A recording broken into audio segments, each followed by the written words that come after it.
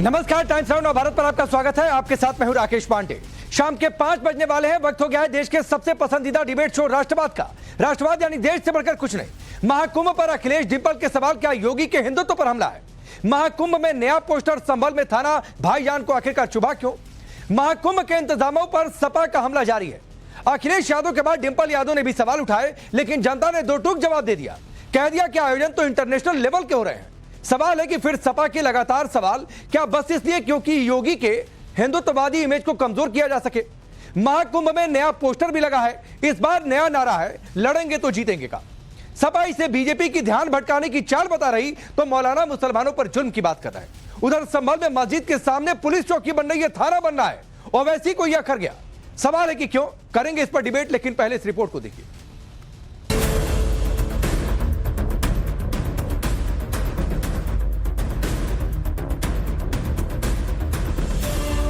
बड़ी निराशाजनक बात है कि कुंभ मेले की तैयारी उस ढंग से नहीं हो पाई। अखिलेश जी ने कभी कुछ किया ही नहीं, तो उन्हें क्या पता है कि कैसे किया जाता है। के भी शासनकाल में 2012 में हुआ। शासनकाल बहुत दुर्घटनाएं हुई। जहाँ तक पोस्टरों का सवाल है तो भारतीय जनता पार्टी केवल पोस्टर लगा सकती है, सुरक्षा व्यवस्था नहीं दे सकती। क्या योगी की सनातनी प्रतिबद्धता और महाकुंभ में इंतजामों पर अखिलेश यादव इसलिए हमला बोल रहे हैं कि उनके हिंदुत्ववादी इमेज को कमजोर किया जा सके? क्या महाकुंभ में आधे अधूरे इंतजामों का अखिलेश यादव का दावा सिर्फ अफवाह है? अखिलेश तो सोशल मीडिया पर हर रोज बुलेटिन लेकर आ ही रहे, जिसे बीजेपी कोरा अफवाह बता रही। अब उनकी पत्नी और सांसद डिंपल यादव भी मैदान में हैं और दो टूक कह रही। सपा की सरकार की तुलना में इस बार महाकुंभ का आयोजन बेहद निराशाजनक है। सुनिए। पता चला है कि जिस तैयारी के साथ कुंभ होना चाहिए था उस तरह की व्यवस्थाएं और तैयारियां नहीं हो पाई हैं, और मैं समझती हूँ बड़े खेद की बात है, क्योंकि उत्तर प्रदेश एक बहुत बड़ा प्रदेश होने के साथ साथ हमें पूरी उम्मीद थी, क्योंकि भारतीय जनता पार्टी की सरकार है, तो ये जो समाजवादी पार्टी की व्यवस्था जब महाकुंभ हुआ था, जो समाजवादी की सरकार थी, तो उससे बेहतर व्यवस्थाएं कर पाएगी ये सरकार। लेकिन बड़ी निराशाजनक बात है कि कुंभ मेले की तैयारी उस ढंग से नहीं हो पाई। डिंपल यादव सपा सरकार में हुए महाकुंभ से इस बार के महाकुंभ की तुलना कर रही और इसे निराशाजनक बता रही, लेकिन सपा के इस दावे का सच खुद जनता ने ही बता दिया। व्यवस्था देखिए कितनी अच्छी व्यवस्था है, देखिए साफ सड़कें हैं, इस लाइट की व्यवस्था कितना एकदम पूरा। अखिलेश जी कह रहे हैं कि भाई व्यवस्था ही नहीं हो पा रही है, व्यवस्था ही नहीं। अखिलेश जी कहने से नहीं होता है ना। कभी कुछ व्यवस्था कुछ की ही हाँ, क्या कह रहे हैं? पता चले। अखिलेश जी कह रहे हैं कि व्यवस्था हो ही नहीं रही है। अखिलेश जी ने कभी कुछ किया ही नहीं, तो उन्हें क्या पता है कि कैसे किया जाता है। उनके भी शासनकाल में 2012 में हुआ। शासनकाल बहुत दुर्घटनाएं हुई थी, बहुत सारे लोग मरे थे। और वो मिसमैनेजमेंट का एक बहुत बड़ा एग्जाम्पल है कि एक स्टेशन पे हमारा फ्लाईओवर पूरा टूट गया था, उसमें बहुत सारे लोग मरे थे। तो अखिलेश जी को खुद जो ABCD नहीं पता है चीजों की, वो दूसरे के ऊपर क्या बोल सकते हैं।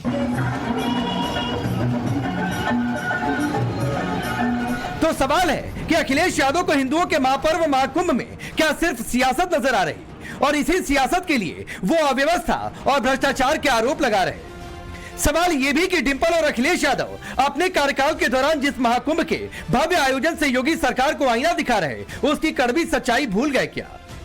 2013 महाकुंभ को लेकर कैग की रिपोर्ट में खुलासे हुए कि महाकुंभ की 60% तैयारियां अधूरी रह गई थी। 111 निर्माण कार्यों में से 81 कार्य बिना तकनीकी जांच के पूरे करवाए गए। टेंडर से लेकर पेमेंट तक में बहुत कमियां मौजूद थी। ट्रैफिक पुलिस और फायर ब्रिगेड के कर्मचारियों की तैनाती में 10 से 100% की कमी थी।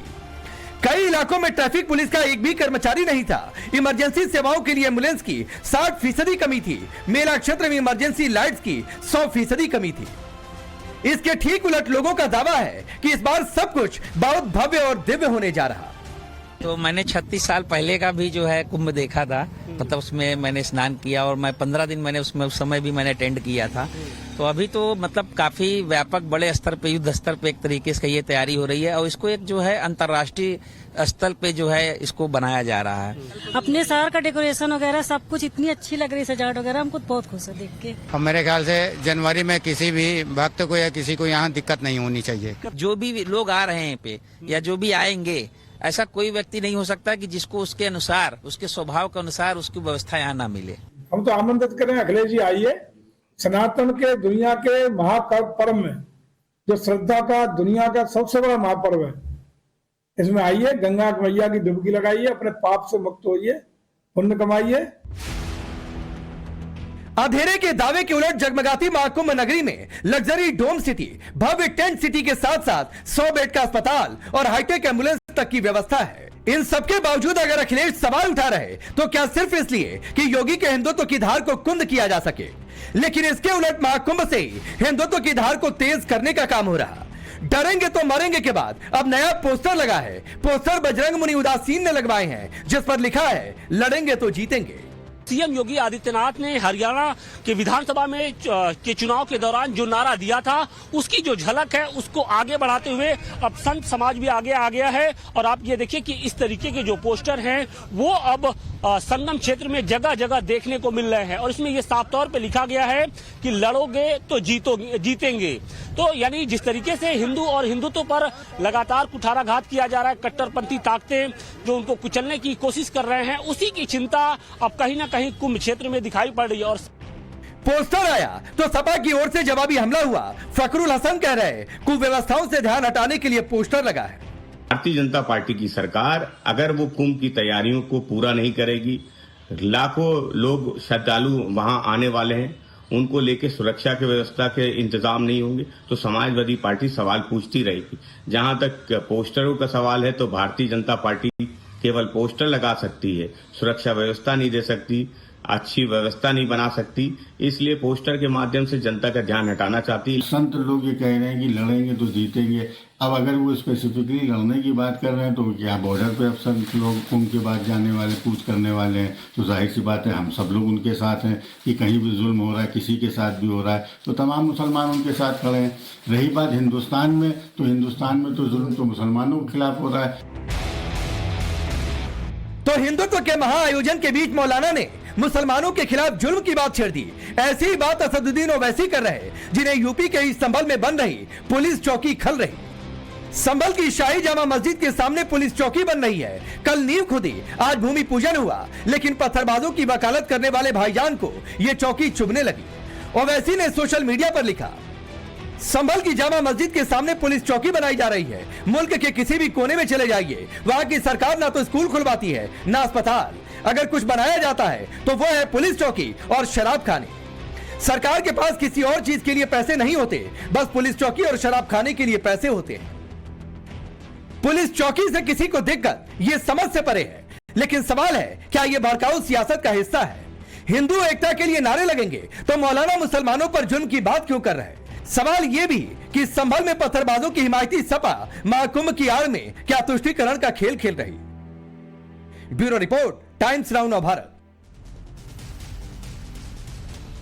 तो चलिए आपने रिपोर्ट देखी, आपका परिचय मैं आज के मेहमानों से करवाता हूं। शिवम त्यागी भारतीय जनता पार्टी के नेता और प्रवक्ता हमारे साथ स्टूडियो में मौजूद हैं। अनुजेश अवस्थी जी पॉलिटिकल एनालिस्ट के तौर पर स्टूडियो में मौजूद हैं। तारिक खान समाजवादी पार्टी के नेता और प्रवक्ता, और हाजी मेहरदीन रंगरेज हैं एमआईएम पार्टी के नेता और प्रवक्ता। आप सभी का बहुत बहुत स्वागत है। तारिक खान, सवाल बहुत सीधा सा है। आप लोग लगातार कुंभ की व्यवस्थाओं पर सवाल उठा रहे हैं, इसमें सवाल कम, ऐसा लग रहा है कि आप योगी के हिंदुत्ववादी इमेज को आप लोग कमजोर करना चाहते हैं। नहीं, 13 में राजनाथ सिंह गए कुंभ मेले में, 50 कमियां गिनाई उन्होंने।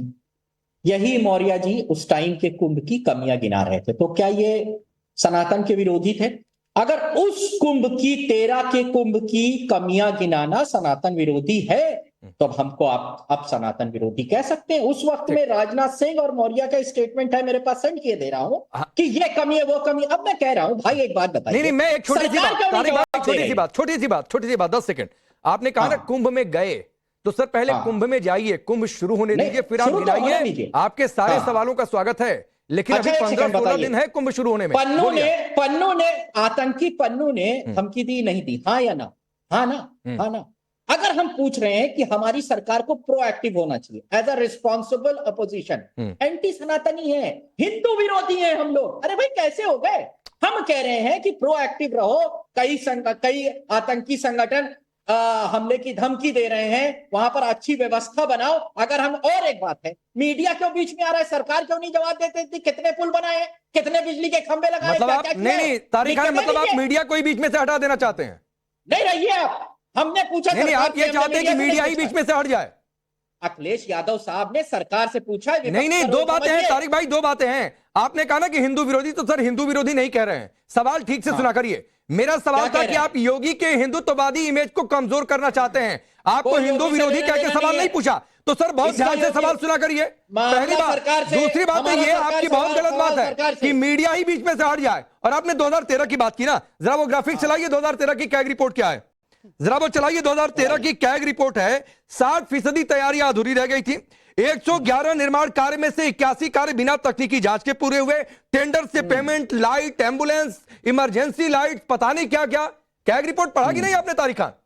पढ़ा है, कैग रिपोर्ट बहुत सी है। अब मैं कह रहा हूं बहुत सी है, पीछे चलिए, कितनी? पीछे चलिए। अब कैग रिपोर्ट तो बता रही है कि जो ये आयुष्मान भारत है उसमें 45,000 करोड़। अब आयुष्मान भारत तक पहुंच गए।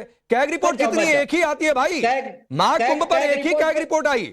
नहीं, मैं कैग रिपोर्ट पे सरकार की बता रहा हूं। मेरा सवाल सरकारी की आती है भाई, प्राइवेट थोड़ी नहीं आती है। मेरे भाई कुंभ पे रहते हैं, मेरा सवाल सरकार से है, योगी साहब से नहीं है। उत्तर प्रदेश सरकार एक पर्चे पे लिख के बता दे भैया पुल सारे बना दिए, खंबे ज्यादा लगा दिए, बस हम मान लेंगे भैया, आप भी करो चर्चा, हम ये नहीं कह रहे हैं। लेकिन विपक्ष सवाल सरकार। अच्छा तारिक भाई, मैं शिवम 30 सेकंड और दीजिए। तारिक भाई, ये सुना आपने लोगों ने क्या कहा? हाँ, अरे बहुत से लोगों ने, सब मैनेज थे लोग ना। सुना आपने क्या कहा? अच्छा बोला, सुना? अरे सुना ना, आम लोग थे, आम लोग थे। हमारा रिपोर्टर ने जाकर पूछा था, कुछ आंख खुली।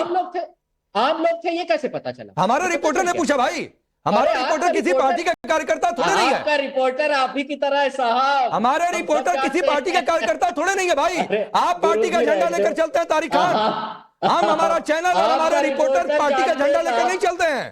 अब रहे दीजिए, कहलवाइए ना आप। नहीं बोलिए ना, बोलिए, क्या दिक्कत है तारिक भाई, बोलिए ना। मेरा देखिए एलिगेशन से टैगिंग से आगे निकला करिए। सरकार को जवाब देना चाहिए, आप मत दीजिए जवाब, ये जवाब। अरे फिर वही बात है, बनाया है। चलिए भाई शिवम, आप ही जवाब दीजिए। लेकिन मैं अनिलेश जी आपसे जरूर पूछूंगा, और सवाल आपसे रहेगा कि तारिक खान तो कह रहे हैं कि मीडिया ही हट जाए बीच में से। राकेश जी एक वाक्य बोल देता हूँ। तारिक खान साहब सुनिए, सरकार नहीं, जनता जवाब देगी आपको। 40 करोड़ लोग जाएंगे, 80 करोड़ लोग, एक व्यक्ति अगर एक को भी बताता है तो जिस भाव से वहां से वापस आएगा ना, आपकी आंखें फटी रह जाएंगी। ठीक, आगे बोलिए शिवम। देखिए, चाहे वो डोम सिटी की बात हो, चाहे वो टेंट सिटी की बात हो, चाहे वो अगर खास तौर पर हम बात करें तो वहां पर फायर के लिए जो है हम इस बार रोबोट्स लेकर आ रहे हैं कि किसी भी तरह की वैसी स्थिति ना हो। 2013 में जिस तरीके से इनके आदरणीय आजम खान साहब जो है उसके अध्यक्ष थे, और उन्होंने जो अफरा तफरी मचवाई थी, जो वहां पर भगदड़ मच गई थी, लोगों की जानें चली गई थी, जो स्थितियां थी, तो अगर राजनाथ सिंह जी ने जो बात कही थी वो बात तो साबित हो गई, वो तो बिल्कुल सही साबित हो गई। उन्होंने कहा था कि दिक्कत है तो दिक्कत साबित हो गई, आप सही से उसको नहीं कर पाए मैनेज। इस बार मैं कहना चाहता हूं, हिंदुस्तान का सबसे बड़ा कुंभ इस बार महाकुंभ होने वाला है। 40 से 45 करोड़ लोग वहां पर जाने वाले हैं। जिस तरीके की व्यवस्थाएं हैं, हम बिल्कुल अपने अंतिम दौर में हैं। सभी व्यवस्थाएं, चाहे वो बिजली का विषय हो, चाहे टेंट का विषय हो, चाहे सिक्योरिटी का विषय हो, चाहे पन्नू के धमकी देने का विषय हो, हर चीज को प्रोएक्टिवली सरकार आगे लेकर जा रही है। और मैं तो सिर्फ एक चीज कहना चाहता हूं कि बिल्कुल ठीक कहा अवनीश जी ने कि इस बार जब लोग वहां से निकलेंगे तो आपको समझ में आएगा कि इतना बड़ा कार्यक्रम उत्तर प्रदेश सरकार कितनी शांति और सौहार्द के साथ करवा लेती है। कल जो वहां पर एक यात्रा निकली है, खासतौर पेशवाई की जो यात्रा निकली है, उसके लिए किसी एरिया को बंद करने की जरूरत नहीं पड़ी है। एक भी जगह ना पत्थर है, ना ईंट है, ना लड़ाई है, ना झगड़ा है, ना किसी रास्ते को बंद करने की आवश्यकता पड़ी, ना किसी जगह को बंद करने की आवश्यकता पड़ी, ना किसी मुस्लिम मोहल्ले को बंद करने की आवश्यकता पड़ी। बड़े सौहार्द और शांति के साथ सब कुछ आगे भी ऐसे ही होगा। लेकिन विषय यहां पर जो अखिलेश जी का है वो गलत क्यों है? वो इसलिए गलत है, इस महाकुंभ में दुनिया से सब लोग आएंगे, हर जगह से लोग आएंगे, तमाम जो हिंदू लोग हैं और गैर हिंदू भी आने की अपनी तैयारियां करते हैं, चीजों को देखते हैं, अपनी सिक्योरिटी चेक्स असेस करते हैं। अगर देश के बड़े नेता ही भ्रांति फैलाएंगे, भ्रम फैलाएंगे, गलत चीजें फैलाएंगे, आधी अधूरी जानकारी ट्विटर पर शेयर करेंगे, तो उनका रीच है जो कि इस देश की जो एक तरीके से चीजें हैं, जो कुंभ का जो कार्यक्रम है उसको कहीं ना कहीं मैं मानता हूं कि धूमिल करने का प्रयास है। अगर इनको लगता है कि कोई परेशानी है, अगर कोई है, तो सरकार सुनने के लिए तैयार है, कहिए ना, लेकिन सिर्फ राजनीति के लिए राजनीति करनी है। बोलिए तारिक भाई, आप मुझे जरा बताइए कि एक्सप्लेन करिए कि पन्नू की धमकी क्या है। और भाई एक तो मैं पन्नू पर चर्चा नहीं कर रहा हूं, प्लीज तारिक खान, मैं पन्नू पर चर्चा नहीं कर रहा हूं। नहीं, कुंभ से डिरेल related मत है क्या ना। करिए, कुंभ पर टिके रहिए। डिरेल कहाँ से हो गया? उसी पे कुंभ तो पे डिरेल थोड़ी है। डिरेल नहीं, है, पन्नू पर मैं secretary बातचीत है नहीं ना करूंगा, वहाँ। तारीख तो डिरेल है। कुंभ पन्नू पे पर बातचीत नहीं इतने 50 करूंगा। करोड़ लोग आ रहे आपने हैं। एक बार 50 करोड़ आपने लोग एक आ बार रहे बोला, हैं। शिवम ने उसका 50 रिप्लाई कर दिया। करोड़ अब मैं लोग, पन्नू पर ना तो 50 एक्सप्लेनर यहाँ पर देने वाला हूँ मैं और कह ना रहा तो हूँ, पन्नू पर सवाल जवाब होगा। छोड़ दीजिए आप पन्नू आप को छोड़ कुंभ पर दीजिए। टिके आप रहिए। बताइए 30 में से 30 बार अरे कुंभ पर टिके रहिए ना, कितने बना है? कुंभ पर टिके रहिए ना। बताइए 2013 की 22 कैग में रिपोर्ट से- का क्या हुआ? 22 में से कितनी 13 में कमियां कुंभ थी? नहीं हो रहा है। अभी कुंभ हो रहा मैं है कि पन्नू 13 पर में नहीं, कुंभ हो आप रहा है? जितनी बार पन्नू की बात करेंगे मैं कैग रिपोर्ट पर आ जाऊंगा। आप अरे जितनी बार भाई, पन्नू तो की बात मैं- करेंगे लोगों की बाइट फिर से मेरा सुनवाने अभी लगूंगा। का जिसमें लोग कुंभ ये का कह रहे हैं, सवाल जनता है। ये बोल रही है, तारिक खान, जनता बोल रही है कि इस बार महाकुंभ में इंटरनेशनल लेवल की तैयारी है। जनता वो कह रही है जनता नहीं अखिलेश जी ने है। क्या किया था, आईना देख ले जाकर। वो जनता नहीं है, टाइम्स नाउ और बीजेपी के कार्यकर्ता। एक तो तारिक खान, मुझे इस बात से सख्त आपत्ति है कि टैगिंग क्या करी उंगली मत दिखाना, एक उंगली बात मेरे साबित पास कर भी है। दीजिए, तारिक खान साबित कर दीजिए दूंगा। कि वो बीजेपी साबित का कर दूंगा। कार्यकर्ता है। आप राजनीति 5 छोड़ दिन का देंगे, समय दो। साबित मैं कर दीजिए, नहीं तो राजनीति छोड़ दीजिए। तारिक खान साबित कर दीजिए कि वो बीजेपी के कार्यकर्ता है, वरना राजनीति छोड़ दीजिए। तुम एंकर ही छोड़ देना, मैं क्यों तारिक खान, एक तो तुम काम पर मत उतरा करिए, मैं आपको पहले बता रहा हूं, मेरे साथ पर्सनल बात बिल्कुल मत हुआ करिए। मैं आऊंगा। मैं छोड़ दूंगा पॉलिटिक्स, मैं छोड़ दूंगा जर्नलिज्म, उंगली मैं छोड़ दूंगा पत्रकारिता। साबित करिए कि वो बीजेपी का कार्यकर्ता है। उंगली मत दिखाया साबित करिए तारिक खान, चैलेंज दे रहा हूं आपको। इलाहाबाद जाना साबित करिए ना भाई। एंट्री बैन कराए हो। मैं मुसलमान हूँ, उस मुसलमान की एंट्री बैन कराए मुझे। अरे जाइए, मैं आपको लेकर चलूंगा। तारिक खान बोलिए कहाँ आपको जाना है, मैं आपकी व्यवस्था कराऊंगा, मैं आपको स्पॉन्सर करूंगा। आप जहां जाना चाहते हैं, जहां रुकना चाहते हैं, जाइए। साबित करिए कि जिनकी बाइक हमने चलाई है वो बीजेपी के कार्यकर्ता है। साबित करिए, चैलेंज दे रहा हूं, साबित कर रहा हूं तारिक खान, ये साबित चैलेंज दे रहा हूं। शुभम, चैलेंज मेरा। पन्नू पर मैं एक ही जवाब देना चाहता हूँ। संतों ने कहा है कि ऐसे सैकड़ों पन्नू देके हिम्मत हो तो आके दिखाए, पीट अरे मैं पीट के पन्नू की भगाएंगे। बात ही नहीं कर रहा बस करिए, हूं। पता मुझे नहीं क्या- पन्नू का लोड ही अरे नहीं लेना। ये पन्नू के पता नहीं कौन है, पन्नू के रिश्तेदार कौन है? पन्नू को तो सट्टे जा रहे हैं। निजेश जी, ये पन्नू के नाम पर मैं डिबेट तो डिरेल नहीं होने दूंगा। बिल्कुल नहीं। चाहे जितना तारिक खान को मन है तुम तड़ाक करने का कर लें। और तारिक खान, मैं आपको पहले बता रहा हूं, ये चौक चौराहे पर डिबेट नहीं होती है कि तुम तड़ाक जो मना है बोलकर निकल गए। आपको लाइक मिल जाएगा, शेयर मिल जाएगा। सर वो खेल मत खेला करिए मेरे साथ, मैं आपको पहले बता रहा हूं। आपके 4 लोग शेयर करेंगे तो सर सोशल मीडिया वाला खेल मत खेला करिए, मैं आपको पहले बता रहा हूं। अवनिजेश जी पहले कह रहे हैं मीडिया बीच में से हट जाओ, फिर कह रहे हैं वो बीजेपी का कार्यकर्ता है। मैं चैलेंज दे रहा हूं कि तारिक खान साबित कर दे, मैं बार बार कह रहा हूं। अवनिजेश जी, राकेश जी, इससे पहले अयोध्या में कई बार दिवाली बन चुकी है और उसको पूरे विश्व में रिकॉर्ड के रूप में देखा गया है। पिछला कुंभ जो योगी जी के समय में हुआ था, वो यूएनओ की एजेंसी ने उसको जिस तरीके से सम्मान दिया हम सब लोग जानते हैं। 40 करोड़ लोगों के आने की संभावना में किस बेहतर तरीके से, उसके बावजूद कितने बेहतर तरीके से वहाँ व्यवस्था हो सकती है। मैं फिर कह रहा हूँ कि लोगों की आंखें फटी की फटी रह जाएंगी कि ऐसे भी क्या हो सकता है, क्या कोई व्यवस्था। इनको कहने दीजिए ना, मैं तो इनके कहने पे विश्वास नहीं करता, क्योंकि वहाँ पर जनता खुद जाएगी। ये सोशल मीडिया वाला चक्कर नहीं है कुंभ का कि सोशल मीडिया पे लिख दिया कि वहाँ व्यवस्था नहीं थी और लोगों ने मान लिया। वहाँ ये सब झूठ चलने वाला नहीं है, टोटी वोटी का चक्कर नहीं है वहाँ पर, वहाँ बिल्कुल नहीं है चक्कर। वहाँ पर लोग खुद जाएंगे, देखेंगे। और पूरे भारतवर्ष नहीं, पूरे विश्व से लोग आते हैं, विदेशी सैलानी आते हैं वहाँ पर। और सचमुच भारत के इस पर्व पर, भारत के इस महाव्यवस्था जिस तरीके से की जाती है, वो न सिर्फ भारत में बल्कि समूचे विश्व के लिए एक उदाहरण बनने वाली है कि क्या इतनी बड़ी व्यवस्था भी की जा सकती है। पहली बात। दूसरी बात, अब आपको लगेगा कि ये क्यों कह रहे हैं, आपने कहा हिंदुत्ववादी राजनीति।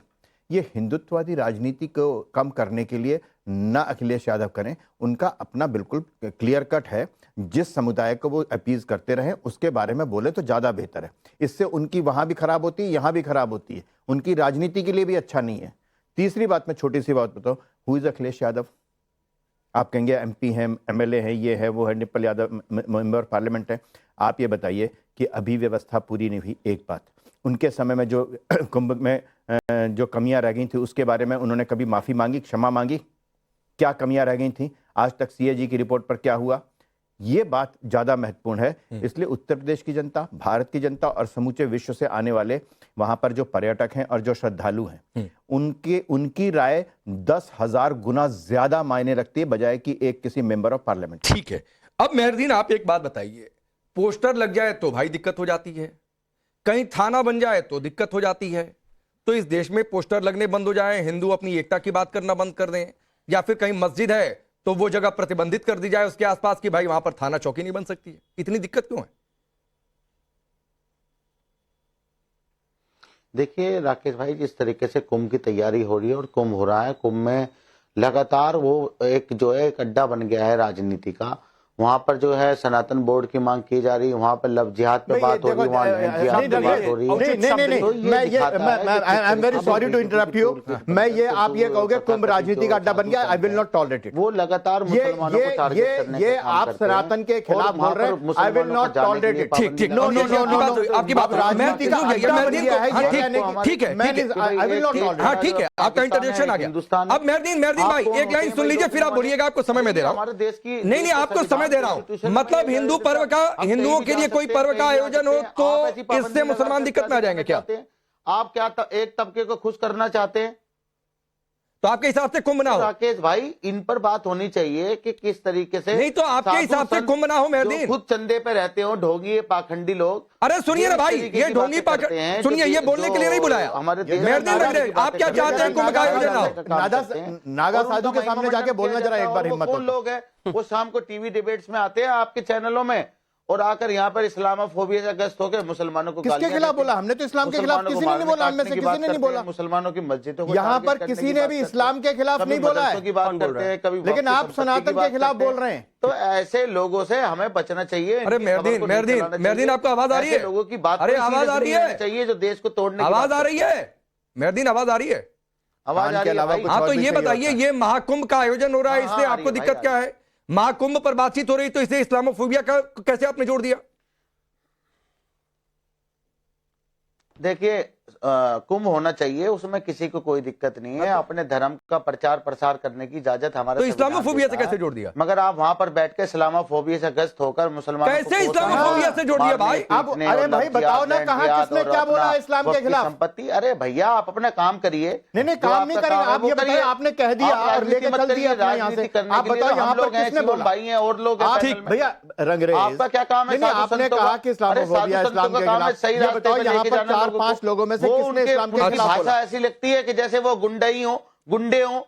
अरे सुनिए, भाषा लगती नहीं कि वो। सुनिए मेहरदीन, एक तो मेरे सामने साधु संतों को गुंडा मत बोलिए शिवम, ये बहुत ऑब्जेक्शनेबल लैंग्वेज है। और दूसरी बात है, अजीब स्थिति है, महाकुंभ हो तो इसको इस्लामोफोबिया से जोड़ देंगे, कोई साधु संत कुछ कह दे तो इस्लामोफोबिया से जोड़ देंगे, मस्जिद के सामने थाना बने तो इस्लामोफोबिया से जोड़ देंगे। मैं इस भाषा का इस्तेमाल नहीं करना चाहता, लेकिन इसी देश में अभी कुछ दिनों पहले जो है लाखों की संख्या में जो है मुस्लिम लोग इकट्ठा हुए थे इज्तिमा में। वो हिंदूफोबिया था क्या? वहां पर क्या है, हिंदूफोबिया की बात चल रही थी या हिंदुओं को मारने काटने की बात चल रही थी, आपके अपने धर्म की बात चल रही थी, या वहां पर खड़े होने वालों को मैं गुंडों की संख्या दे दूं? किस तरह की भाषा है भाई ये? किस तरह की भाषा है? महाकुंभ में लोग अपना धर्म मनाने आते हैं, किसी और धर्म का डिस्कशन करने नहीं आते। आप क्या करते हो? कोई फर्क नहीं पड़ता हमें इस बात से। मुसलमान के कोई महाकुंभ का मतलब महाकुंभ है, अगर दिक्कत हो तो आ जाओ। आपकी तरह नहीं है कि वहां पर जो है किसी को घुसने नहीं दिया जाएगा। आइए और देखिए, समझिए, कोई बात नहीं हो सकता है घर वापसी हो जाए आपकी भी वहां पर उस जगह को देखकर। ये इस तरह की भाषा नहीं चाहिए यहाँ पर। ये क्या है, गुंडे मवालियों की भाषा है आपकी? नहीं, ये गुंडे मवालियों वाली भाषा का इस्तेमाल मत कीजिए। आपके जितने भी धार्मिक कार्यक्रम है उनका सम्मान करते हैं, बदलेगा आप भी सम्मान करिए। मेहरदीन सुनिए ना, मेहरदीन सवाल सुनिए। अरे मेहरदीन सवाल सुनिए, शिवम रुकिए, मेहरदीन सवाल सुनिए। आपने सुनिए ना भाई, सुनिए सवाल। अरे सवाल सुनिए भाई, सवाल सुनिए। आपने पूछा ना मेहरदीन, आपने पूछा ना। अरे मेहरदीन सुनिए भाई, एक बार सुन लिया करिए, वरना फिर आवाज बंद करके सुनवाना पड़ेगा, ऐसे नहीं होता है। के लिए काम के अलावा भी कुछ चाहिए। ठीक है, सुनिए मेहरदीन, आपने ये पूछा ना कि वहां पर हिंदुओं के खिलाफ कोई बात हुई क्या? तो मैं आपसे पूछ रहा हूं कि महाकुंभ में मुसलमानों के खिलाफ अभी तक किसी ने कुछ कहा है क्या? हमारे एक भी आयोजन में हिंदू के खिलाफ बात हुई हो तो इस आयोजन में कहां मुस्लिमों के खिलाफ बात हो रही है भाई? किसने कहा, बताइए तो मुझे। किसने क्या कहा मुसलमानों के खिलाफ? हुई है, शायद आप पता नहीं कौन सी दुनिया में है राकेश भाई। आपका तो 5 बजे का शो है, आप आते हैं बस, उसके अलावा अरे क्या कहा, किस बताइए? साधु संत क्या कह रहे हैं? क्या कह रहे हैं? सनातन बोर्ड बनाएंगे तो इसका की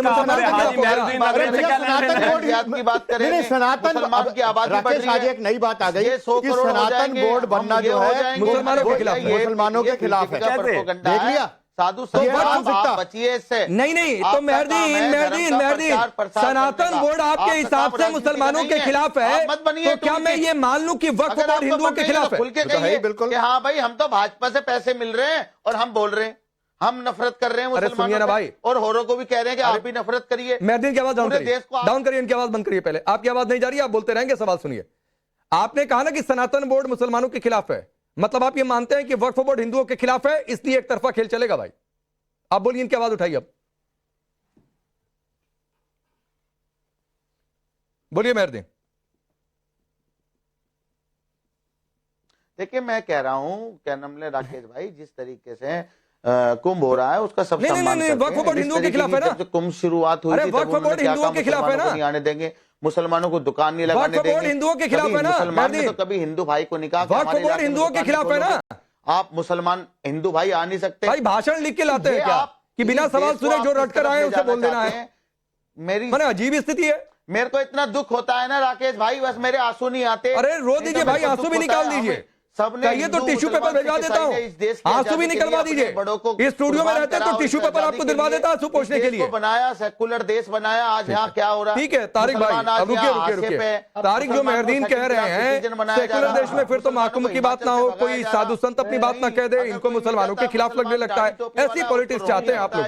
तो भाई ये तो बीजेपी होना चाहिए और भव्य कुंभ होना चाहिए, उसमें मुसलमानों को बीच में लाने की कोई जरूरत। आज मुसलमान राकेश भाई कर रहे हैं, भाई सुन लीजिए। राकेश भाई, आपने 2013 की कैग रिपोर्ट, मैंने आपको 2019 के महाकुंभ में 8.5 करोड़ के घपले की कैग रिपोर्ट भेज दी है, जरा पढ़ लीजिए भाई। और भारतीय जनता पार्टी से सवाल पूछ लीजिए कि शौचालय में जो प्लास्टिक के खरीदे गए थे उसमें कैग की रिपोर्ट मैंने भेज दी आपको।